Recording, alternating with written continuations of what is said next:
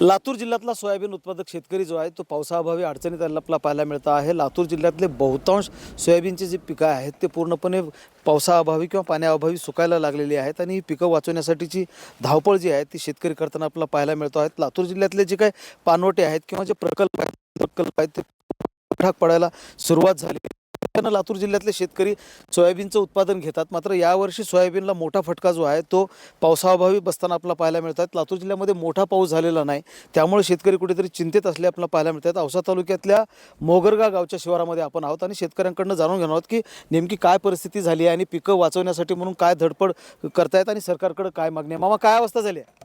आता काय करावं, जनावरला वैरण नाही, का टाकावं, आम्ही काय जर खायला जनावरला का टाकावं, गाय आमची मेंढी आहे, वैरण नाही ना काय नाही, का टाकावं आता। वैरण बी नाही, जनावराला बी पाणी बी नाही, नाही, जनावराला. पाजवायला कुठं वड्याला कुठंच बोरावाला हिरवाला पाणी नाही। हा, जनावरांचे लय बिकट हाल झाले। काय मागणी आहे सरकारकडे की अशा अवस्थेमध्ये सरकारनं काय मदत केली पाहिजे वगैरे? आम्ही सर्व शेतकरी, आमच्या सगळ्याचं मुख्य पीक हे सोयाबीन आहे।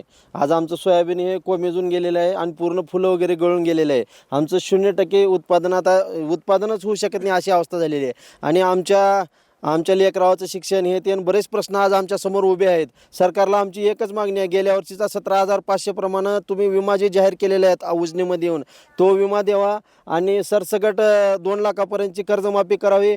फक्त थकीत असणाऱ्या शेतकऱ्यांना केला ते पण आनंदाची बातमी आहे, परंतु 2 लाखापर्यंत सरसकट करावी, कारण शेतकऱ्यांची अवस्था भरपूर भयावह झालेली आहे। त्यांच्याकडे आता घरचा प्रश्न पडलेला आहे, त्यांची चूल कशी पेटवावी, अक्षरशः आमच्या डोळ्यातून पाणी येत आहे, पण आम्ही बोलू शकत नाही की खूप वाईट अवस्था झालेली आहे। सरकारला आमची विनंती आहे की आमच्या विद्यार्थ्याची सगळ्याची फीस माफ करावी आणि तुम्ही सरकारला आमच्या जनावर आज दावणीला बांधलेले आहेत, त्यांना चाऱ्याचा प्रश्न आम्हाला गंभीर झालेला आहे। त्यांना पाणी कसं पाजवायचे, वड्याला पाणी नाही, नदीला पाणी नाही, विहिरीला पाणी नाही आणि सरकार मायबापला आता पाऊस जर झाला तर म्हणजे ह्या सोयाबीनला शेंगा वगैरे येतील की नाही? नाही, आता साहेब शेंगाचे आता यायचे आता कमतरता कमी आता एक तर तुम्हाला सांगतो आता पीक वाळू आले। आता सध्या जनावरांच्या चाऱ्याचा प्रश्न मोठा आहे, पाणी प्यायचा प्रश्न मोठा आहे सध्याच्याला। आता विहिरी कोरड्या पडल्यात आता सध्याच्याला, जनावर भाव सारखा आडत आहेत। आता जनावरांचा प्रश्न लय म्हणजे आता मोठा पाऊस झाला तरी जे सोयाबीन आहे त्या सोयाबीनला शेंगा लागतील किंवा उत्पादन हातामध्ये येईल अशा प्रकारची स्थिती नाही। आपण जर पाहिलं तर हे ज्वारीचं शेत आहे, ज्यामध्ये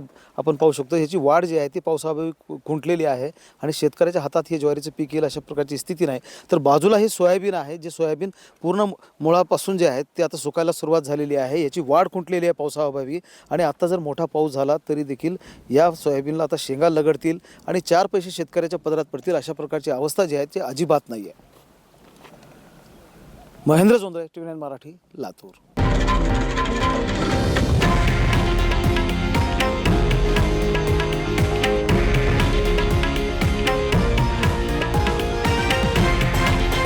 हे आहे देशातील नंबर 1 न्यूज नेटवर्क आणि आपण पाहत आहात TV9 मराठी, एकमेव।